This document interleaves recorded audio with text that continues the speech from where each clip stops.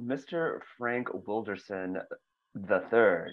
Um, welcome to the Institute of Black Imagination. I have been waiting for this interview all week, and I cannot wait to dive into your work and your life. So welcome. Thank you. Glad to be here. So to get started, who would you like to dedicate today's conversation to? Oh, that's easy. To my wife, Anita Wilkins, who we just figured out that in November we have known each other for 30 years. I was in South Africa when we met, and then we have been together for 25 years. So it's great lover, intellectual partner, and fantastic poet. So yes, it's Mm. dedicated to Anita Wilkins. All right, Anita, come through. So, I mean, your life, we discussed earlier, is really novel worthy, and I thank you for for writing about it. But like right now, like what's exciting you right now? Right now, what's exciting me is the same thing that's what's kind of giving me kind of angst. I'm trying to, I was trained at Columbia as a fiction writer, and I've written basically a memoir, a critical theory book, and a hybrid book of theory and memoir. But my fiction output is tremendous and mainly unpublished. So if you see those binders that down there, they're blue and black and white Hmm. shelf. Those are all. That's about 300,000 words of novel stuff that I'm trying to get together, and so I'm really working on a new book. It's not like any of the others. And I'm in that what writers call the sagging middle, where you don't know what to do and how do you get out of it? And many people just quit at that point. But I have a wonderful new agent waiting for it, so I'm going to get it done.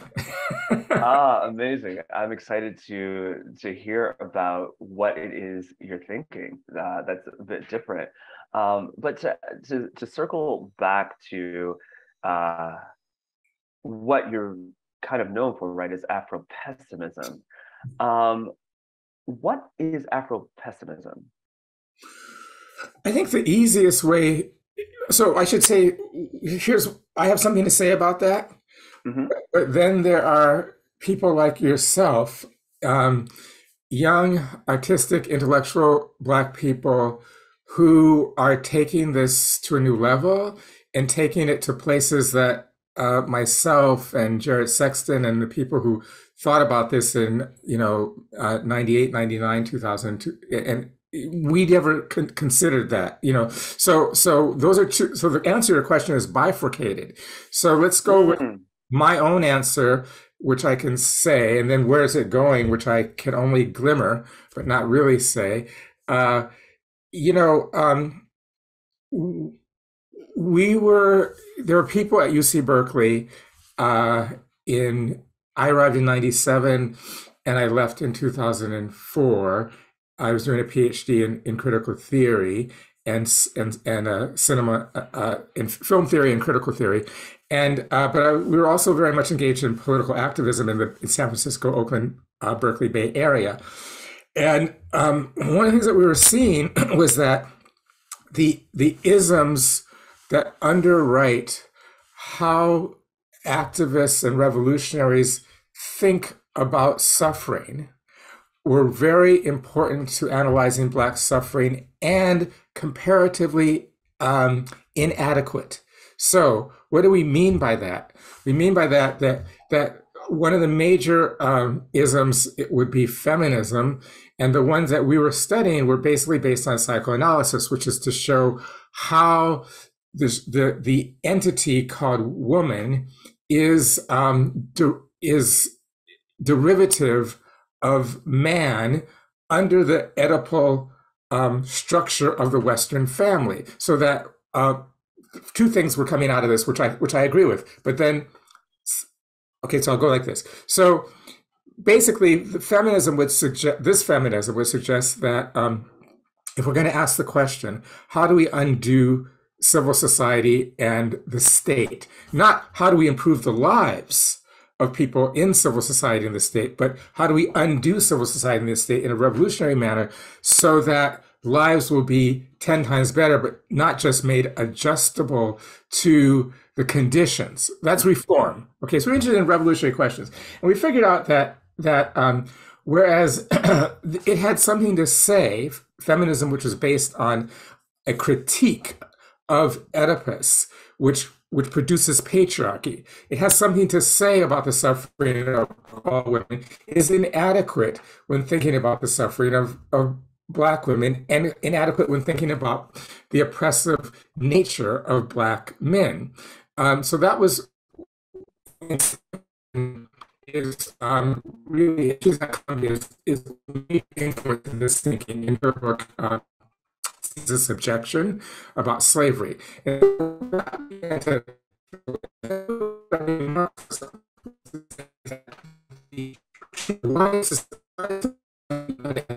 Not how can we make civil society better.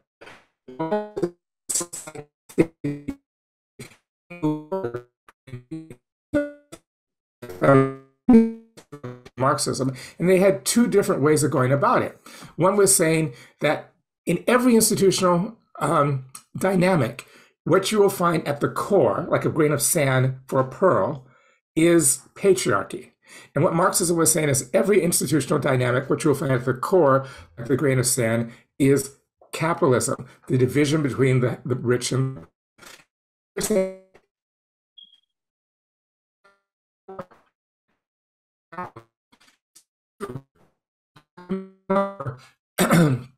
in a patriarchally dominated society. However, that doesn't really explain the essential paradigm of Black suffering. It's important. We had these two words. It's important, but inessential. And so then we actually began to understand or to ask ourselves, that was an analytical analysis. And so we began to critique feminism, and then at its bedrock, critiquing psychoanalysis and critiquing social movements, and at its bedrock, critiquing Marxism by saying these things are true, but they cannot explain what makes Black people suffer in toto. Because, and what we came up with was an interesting kind of understanding, which has always been there. It's been there since the first Arabs snatched the first Africans from the east part of Africa and brought them to the Arabian Peninsula.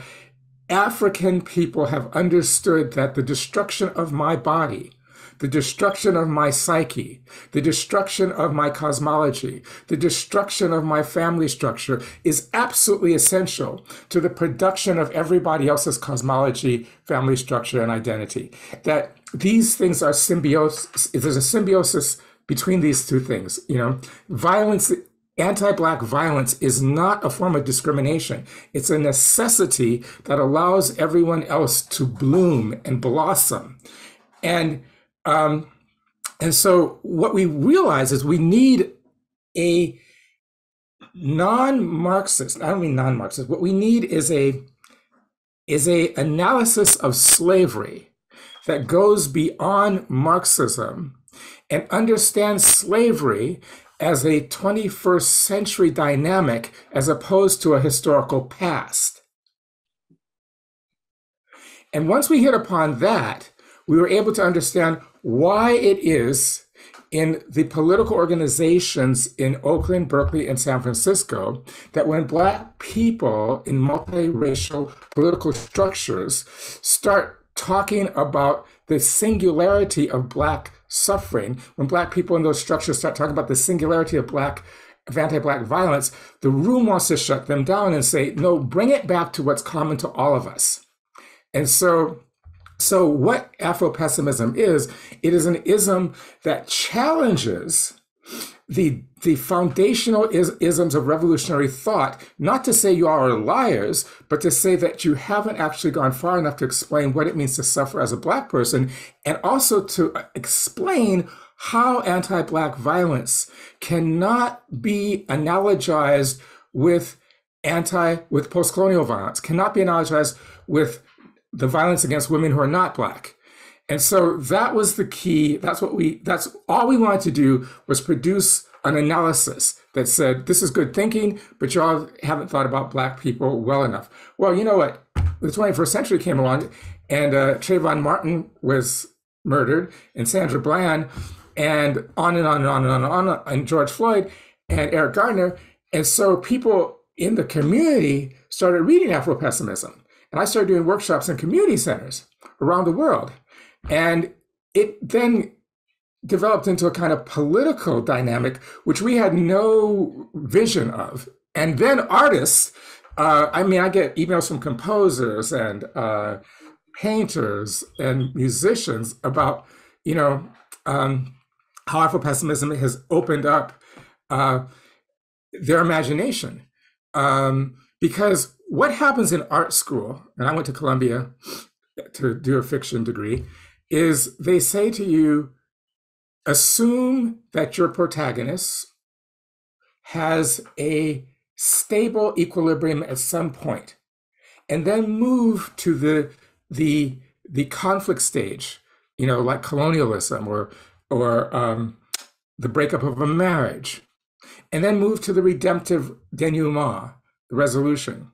And yet, what I was seeing, which was hard to actually talk about, was that Black people's lives are hell from the day they're born to the day they die, which is to say that the unconscious of the collective unconscious never actually accepts the Black flesh as human kin. And that's what it means to be a slave, which is why it exists today. And so, and so what artists who were Black were being told was that your work is too pessimistic. Find a way to have hope at the end. Find a way, it got to the point where here at Irvine, even in the dance department, I was having Black MFA dancers come to my classes just to get ammunition to go back to talk to their dance professors about why it is that their choreography doesn't end in a redemptive denouement, and that's okay. Yeah, actually, I'm actually going to read a portion from Afropessimism, which I think kind of really concretizes everything that you say. And I quote, "Afropessimism is Black people at their best. Quote unquote, mad at the world is Black folk at their best. Afropessimism gives us the freedom to say out loud what we would otherwise whisper or deny, that no Blacks are in the world, but by the same token, there is no world without Blacks. The violence perpetuated against us is not a form of discrimination. It is a necessary violence, a health tonic for everyone who is not Black, an ensemble of sadistic rituals and captivity that could only happen to people who are not Black if they broke this or that law." And, you mentioned a lot of things, right? Like, I think even like the theoretical framework undergirding Afropessimism, some of it is based on early Freudian thought, right? Could you double tap on the structure of, the pre-conscious, the conscious, memory, and on the unconscious, and how that it really informs this work? Yes, well, thank you for that, because we don't throw the babies out with the bathwater. Because everyone it's not like there's this anti-Black world over there, and inside my head is a pure pro-Black world. My head is as anti-Black as the rest of the world. It's and it's a thing that we negotiate every time we look in the mirror, every time we walk into a store. One watches oneself being watched as one moves through the day. And one does not watch oneself being watched as Dario.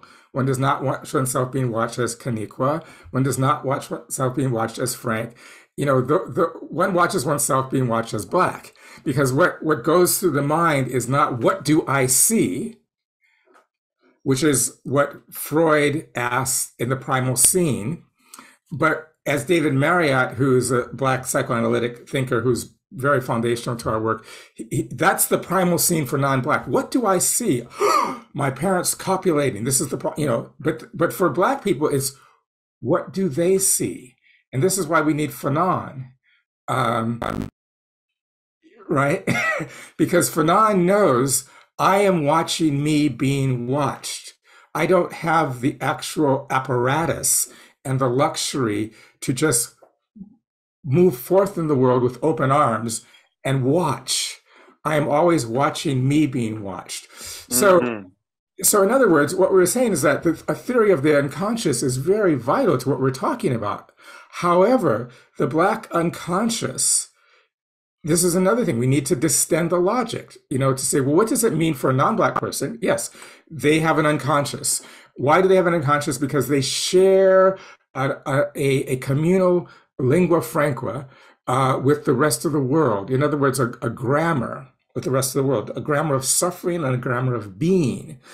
But to be a person with a grammar of being and a grammar of suffering that is communal, you have to understand where it is the frontier, the beyond of people who do not have that. In other words, community can only be formed if you understand who is not in. And nobody talks about it like that. People talk about community as being a kind of add-on of anybody. Everybody can be a citizen, but all words come to meaning through their opposites, to what they are not. That's how value gets, And so what we began to understand was that early Freud was very instructive, and Lacan was very instructive, that the preconscious is the part of the brain that you and I are using right now. I'm talking to you in a way that you're going to understand through a kind of rules, a body of rules that I don't have to talk about. In other words, they're the rules of grammar. Where does the predicate go? Where does the subject go? Where does the object go? But then I also have an unconscious that is not speaking through this way, but is speaking a completely other language, not aligned to logic and only aligned to the pleasure principle. And then Freud would say that we all share a kind of memory paradigm or dynamic. And this is where we made the intervention primarily, because one of the things that last part of the psyche assumes, and we're not saying black people don't have memories, but in the writing of that, there's an assumption that everyone who is born is part of a kinship structure. And now I gotta be a little detailed here. I'm not saying that I don't believe that I am part of a kinship structure. What I am saying is that no one else believes it. And that produces a high degree of cognitive dissonance as you move through life. I am a communal being in my mind. I'm a filial family being in my mind. And in the mind of a white liberal, they're going to say that because they're embarrassed by what is going on in their unconscious. Whereas, say, a Southern segregationist or a Trump person, they're not embarrassed. They have a clear kind of calibration between their unconscious understanding that blackness has to be outside of humanness if I am going to be human. And their preconscious thought, in other words, they're willing to say it at the podium because they want to go back to when you didn't have to hide it, which was before World War II. So in other words, the thing that happened, and Saidiya Hartman brings this up in Scenes of Subjection, where she says slave women got raped in the 19th century, and some of them went to court to prosecute their masters. The court was in a dilemma because at that time, the unconscious could speak openly in Jacksonian period. Now the unconscious, well, when Trump gets back, the unconscious will be able to speak again. But the white unconscious could speak without censure. And what the white unconscious said in the courtroom was, I see that you have been violated. The master agrees to that. However, because you are an extension of the master's prerogative, which is to say, like a horse or a plow or a cow, you actually cannot access the terms of violation. Mm. So you can be cut or raped or mutilated, but you cannot be injured. Injury cannot happen to things we possess. Injury can only happen to kin and quasi-kin, meaning kin, meaning white people, and quasi-kin, as Justice Taney said in the Dred Scott decision, meaning Native Americans. In other words, injury, you cannot be injured because you do not have any consent to be abrogated. He didn't do anything to you because you don't have consent to be possessed or given. So that was, we had to like take psychoanalysis to task for assuming that everyone was part of a kinship structure when slavery absolutely categorically denies that. It's like the state trooper in New Jersey said to Assata Shakur when he was beating her in her hospital bed after the shootout on the Jersey Turnpike. She said, I want to see my mother. And he called her the B word. And then he said, oh, so you have a mother? And he laughed. That was that was the collective unconscious speaking from the past 1,300 years. So that was, I'll stop there and you can tell me where to go from there. Yeah, I mean, like wearing me out. Like, you mentioned something that I think we can also dig into is like, this frame of understanding how and why, Black suffering is coterminous with Black death or social death, right? Yeah. And the ways in which it is different than those who are, like you said, quasi-human, or I think what you say are, calling them human partners, Yes. which are those that do not exist, in the space of whiteness, but also make sure that they do not exist in a place of Blackness. Exactly. All right, so make sure is the operative phrase there. Because that's what they do. They make sure you don't mistake them for being Black. Yeah, and I think that's something we can talk about. So these terms, right? Like the human, I think human partners, and then the slaves. Like, could you break that apart a bit for us and really name the names? Oh, okay. So one of the things, so the slave, our rethinking of the slave was highly informed by Orlando Patterson's Slavery and Social Death. And now when you go to Harvard and you see him, don't tell him I said he's an Afropessimist, because he has some issues with the way we've hijacked his work.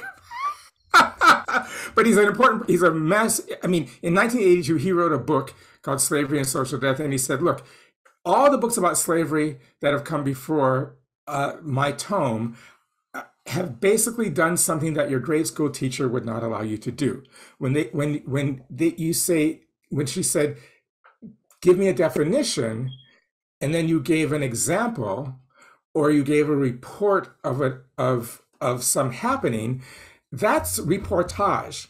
That's not a definition. So he says that most of the books that have defined slavery have defined it as unpaid labor, people being in chains, people coming across the Atlantic Ocean in ships as cargo, people being whipped, beyond belief.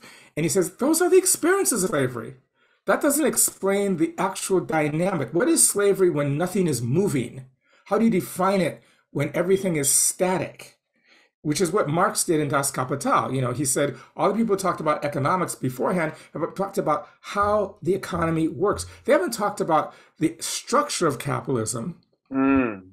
And so he then said something that we have picked up on.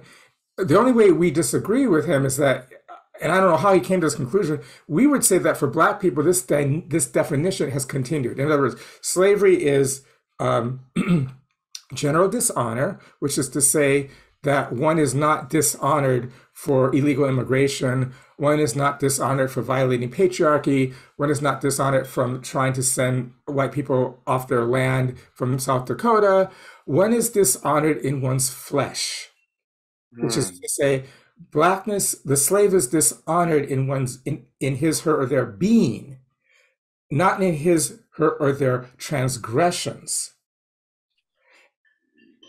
Okay, so a dishonorable being in the eyes of the world. The other is genealogical isolation, which we've just been talking about, which is to say that what goes on in the mind of the slave is really immaterial to the structure, which is to say that you exist as my possession, not as a family relation, which is everyone understood that in the 19th century because kids were being sold away from parents, you know. Um, so we then can understand how the churning down of the kind of intensification of slavery in the 19th century, where a million people between the ages of 15 and 25 were ripped from the eastern seaboard and sent to Alabama, Georgia, Louisiana, um, and Mississippi. This was, this was the new slave trade that sent a million young people ripped from the Carolinas in coffles of tens and twelves into the land area that they had stolen from the so-called five civilized tribes. So they moved 3 million Native Americans in a death march from the five so-called civilized tribes out of these areas to Oklahoma, and then they moved a million Black slaves in. Okay, but what was important about this, your question, and this anecdote, is that those Black slaves at that time, for the large part, if you read Ira Berlin's book on slavery, they had begun to think of themselves as hyper-exploited workers, not as slaves, because they lived in huge communal settings with grandparents and grandchildren and aunts and uncles, and they were developing skills like carpenters and blacksmiths, and sometimes they got partial wages, and they all live together in tobacco farms and stuff like that. Well, when white civil society needs something, it just reaches its hands down into the mass of Blackness and rips out what it needs. Okay, and that's what it means to be a slave.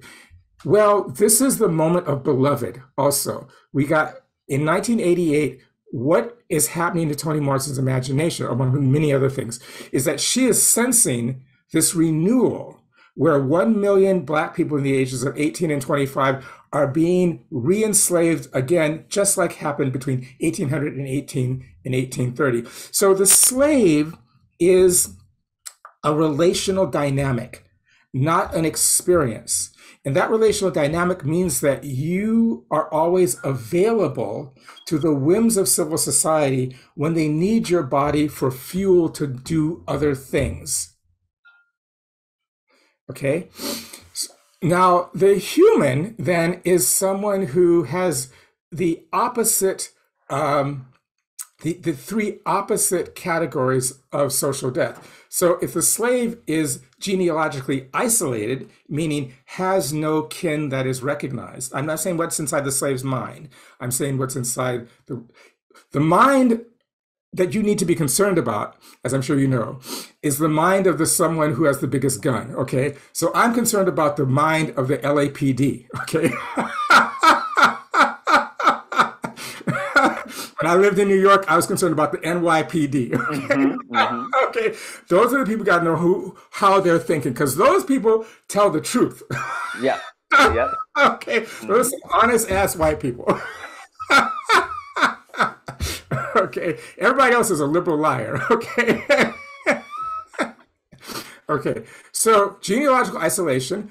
The human is genealogically secure everyone recognizes that human has a relation. As Justice Taney said, I'm sending Dred Scott back to slavery because he is not a relational being.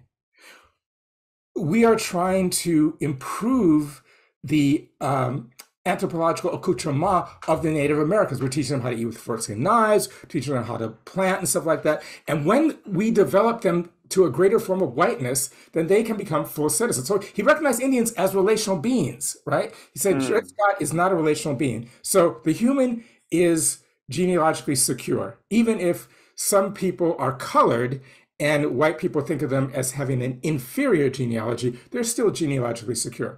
The human is also, if the slave is generally dishonored, the human is dishonored not generally, but in his, her, or their transgressions against the governing structure. And then finally, if the slave is open to the whimsy of others, meaning open to gratuitous violence, the slave lives in a soup of violence, because even if one never experiences violence, it's always there to happen to you for no reason. In other words, it's a question of when it will happen, not a question of whether.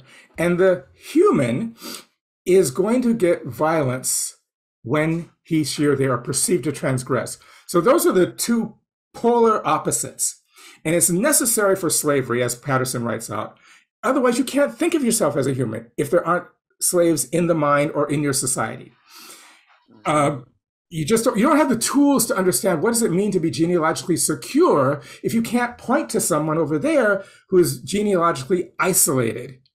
You don't have the tools to, what does it mean to be honorable if I do not transgress, if you cannot point to someone who is dishonorable in their flesh? You cannot say, what does it mean to be a victim of contingent violence if you cannot point to someone who is always already a victim of gratuitous violence? You have to have those bifurcations to develop thought.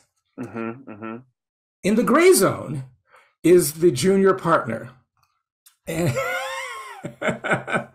you're amazing. And so the junior partner is in a weird position because it's like it's like high school kids, right, of all races, know that if you want the most excitement, the best sex, the greatest movement, the greatest music, you hang black. Okay, but if you hang black, you're also going to get off by the pigs more readily.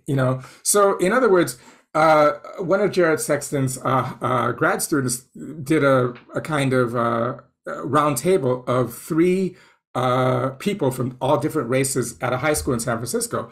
And what came out was that all those kids found it hyper exciting to be around the black kids at the table, but they also knew that it was a danger beyond cognition, beyond what they could understand, that shit popped off for the black kids that for no reason, that didn't pop off. That if it popped off for them, they'd at least be able to understand it. So in other words, violence is the junior partner then is a relational being, but he, she, or they are degraded beings in the eyes of whiteness. And so what happens politically is that very few junior partners say, how can I just jump black? And like, not from the standpoint of consumption, but from the standpoint of solidarity. Instead, they say, how can I get safe? And that causes this tension in multiracial coalitions, because what often you have is not always, but sometimes when you're up against it and the shit's about to go down, what I've seen is that black people are just often ready for the get down. And other people are like, whoa, wait a minute. Where's that going to lead us? Black people get excited by the destruction of what's around us. I mean, because we've experienced our being is the totality of destruction. That is our being. As Fanon says, the radical deracination of our cosmology, the radical deracination of our filial structure, being put in the bottom of ships, being, the Arabs would get coffles of black women to practice sex on that their marital relations didn't allow them to have until they got married. They would take black boys from Kenya and what they called level at the scrotum, which is, say, cut off all their genitals and scrape their pelvic bone and march them to the sea. And those who lived, most died along the way, but those who lived became eunuchs for harems to protect the chastity of Arab women. And one of the reasons in the Arab literature that you see is that they were doing this to Arabs for a while and to captured crusaders for a while, but then they realized that the women often asked these eunuchs who were not black to satisfy them through cunnilingus. And they would not ask the blacks to do that. So what I'm trying to say is that everyone had a sense of blackness as abjection in their unconscious. And they built a world, a family structure, a political structure, a geopolitical structure on that. At the bedrock of every society is the mutilation of black bodies. Mm. Yeah, you actually give an anecdote in your book, kind of circling back to like your life journey, which we'll delve into a little bit more. An encounter you had with a friend of yours when you were a security guard. Yes. At an art museum, your friend Samir, who's Palestinian, and you're in a way you felt like you had a sense of solidarity with your brother, right? Like you both are without homes, and you are stateless, he's stateless, and he's having a conversation with you about being kind of stopped and frisked, right? About by Israeli soldiers, and just kind of like the degradation of that. But then he says something else. He says there's nothing worse than being frisked by an Ethiopian Jew. Yeah. And there was this realization that in a way he was not your kin, right? He was not your kin actually. And even his being a let's just see, tangential partner, even in that moment, that whiteness and the suffering under whiteness had space. There was space for that. Yeah. But that this, right, like that there was something even worse, and you began to see something different. But before we get into your life story, there's one other thing I want to circle back and get to when you were speaking about Freud and the unconscious, but really this concept of identity versus interest. Yes. Could you speak a bit about that? Because for me, it kind of blew my mind. Okay. Is this audio or visual? The final product? Both. Yeah, both. It'll be a video and an audio. Mm-hmm. Okay. So the way I'll just say it, and I won't share my screen. I'll just say, basically, the way I help students understand it is that if you think about the psyche in Freud's earlier topography, there's reasons why I like the earlier topography as opposed to the later topographies, which the later topography is id, ego, and superego. And it's not that I dislike it, it's just that in the latter part of his life, he naturalized a lot of psychic dynamics with like the id, and I don't really believe that that's the case. In other words, I don't believe that blackness will always be abjection. But I do believe that it has been abjection for 1,300 years. And so we're not just going to cure it through communal dialogue. An ocean of violence is needed to undo societies because an ocean of violence is needed to produce societies. So the preconscious interest is like it's imagine Costco is a place in the brain that has all the language and all the things that you can actually say now, okay? And you will go to that with your preconscious will go and you'll get something and you'll speak it, right? Mm-hmm. And so that works through, I don't want to get too technical, but that works through what's called sorry, there's a lawnmower going next to me. Are you hearing that? Yeah, a little bit, but Okay, it passed. okay. That works like to what's called secondary processes of signification, and Mm-hmm. so part of the brain works through secondary processes of signification. That's preconscious interest, and the other part of the brain works through primary processes of signification. That's called unconscious identification. And Mm-hmm. so secondary processes of signification simply mean that when we signify through the secondary, we speak in ways that other people can grasp. This is what Mm-hmm. we're doing here in this podcast, okay? Mm-hmm. And we don't have to know the rules of that grammar, but we know it intuitively, and we do that, okay? Mm-hmm. But we can only say a limited amount about ourselves through that.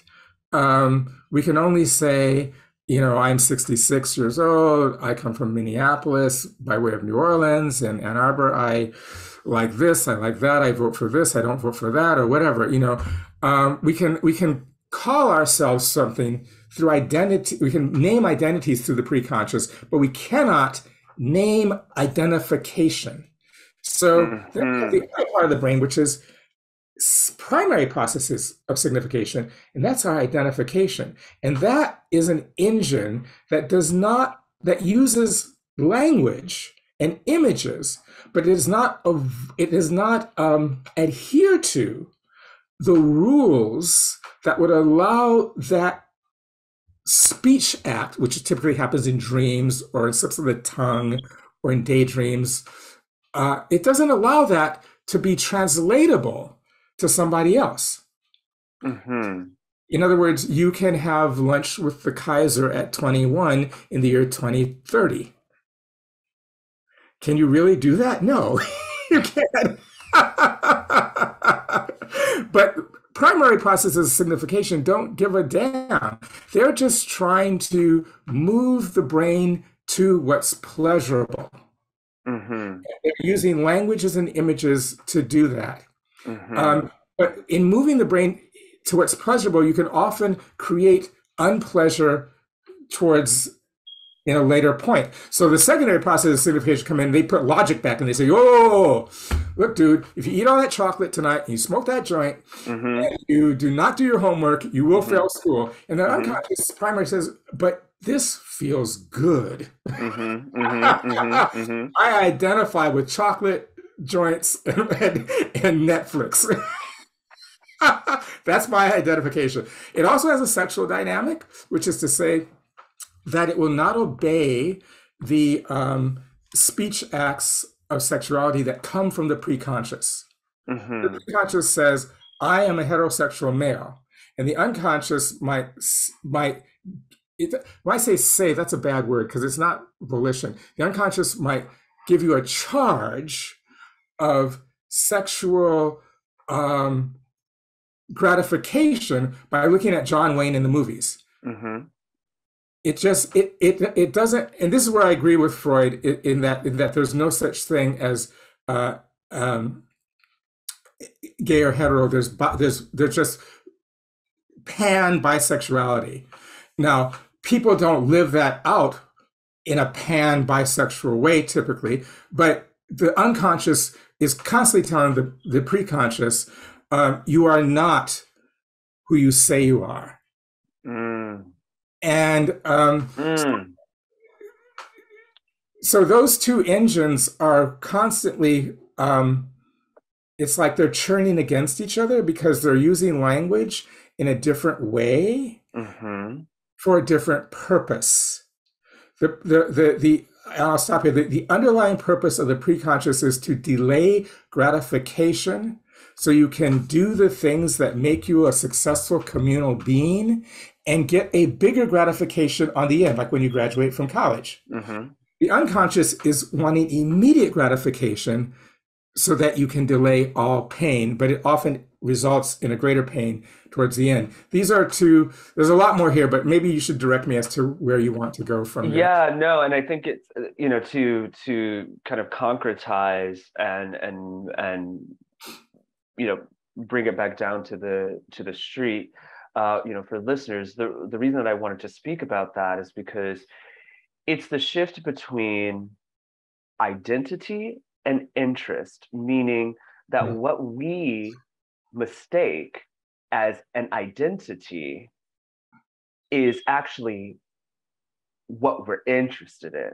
It's That's an exactly right. interest, right? Yeah, So that yeah. identity, one can never actually really self-identify. That That is, is actually something that comes from the gaze. That is something that it yeah, comes from the outside, right? So that is something that is put upon you, and what your unconscious is actually getting at. And even if you use words to deny it, right? Like Noam Chomsky speaks about the ways in which language is rarely used to actually communicate and mostly used to obfuscate.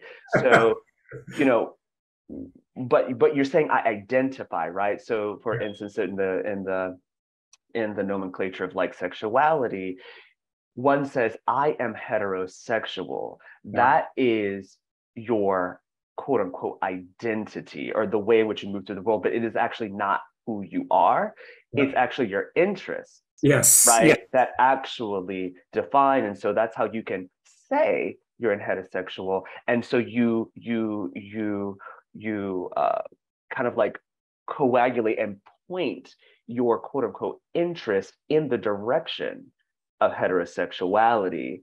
yes, However, there is an yes, unconscious that is beyond your own agency or volition that speaks something different, right? And so I think like that's a frame that really shifted and I think helped me understand a lot of ways in which people's actions just did not line up with what they say. yeah, Like, at yeah. a very, very base level, right? And we've all experienced this. I mean, I'm a queer man, and if I have one more straight man come after me, I'm gonna actually point him to this conversation.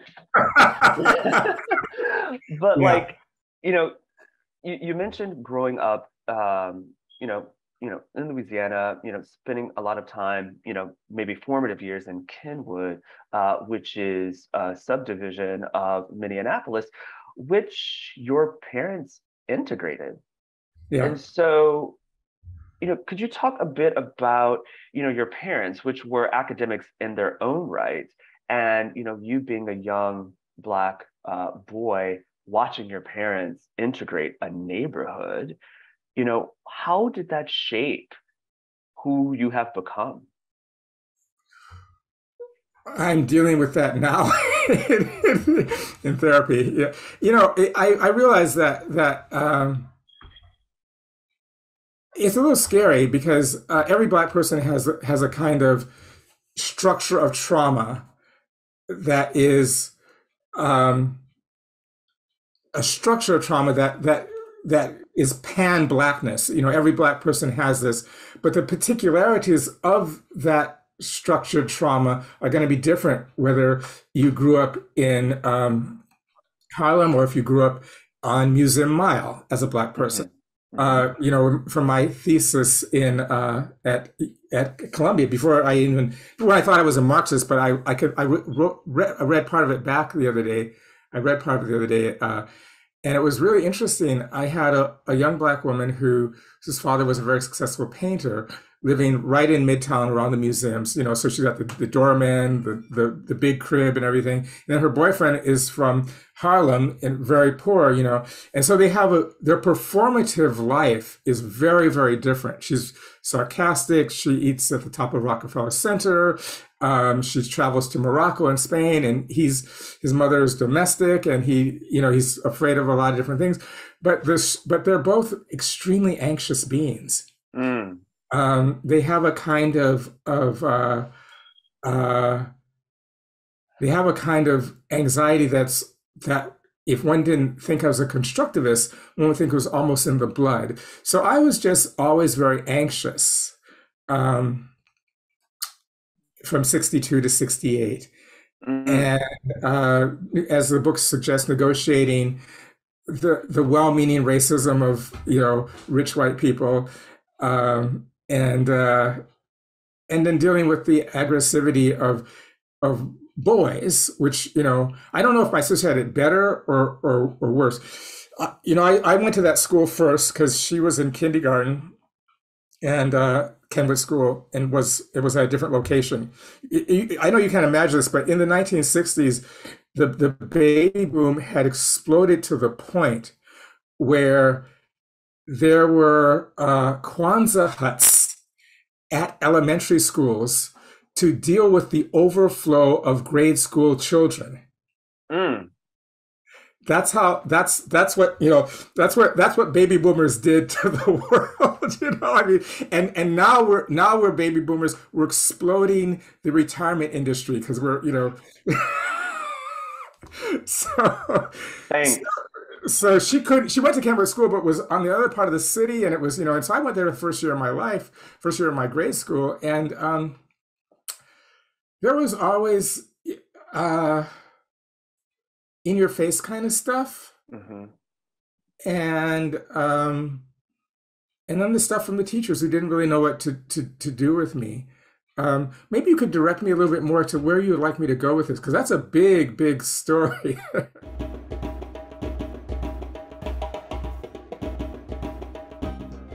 Whew. Okay. How are you doing? Thank you all so much for joining us today. I have no doubt that this episode is going to stir a lot of conversation and maybe even controversy. But we are here for all of the difficult conversations. Share some of your thoughts with us over on Twitter and Instagram at Black Imagination. Be sure to check out this conversation and others at blackimagination.com, and you can now watch it on our YouTube channel, the Institute of Black Imagination. One of my favorite quotes is by James Baldwin, and he says, "The only way to navigate the world is to know the worst things about it." Stay curious and keep dreaming.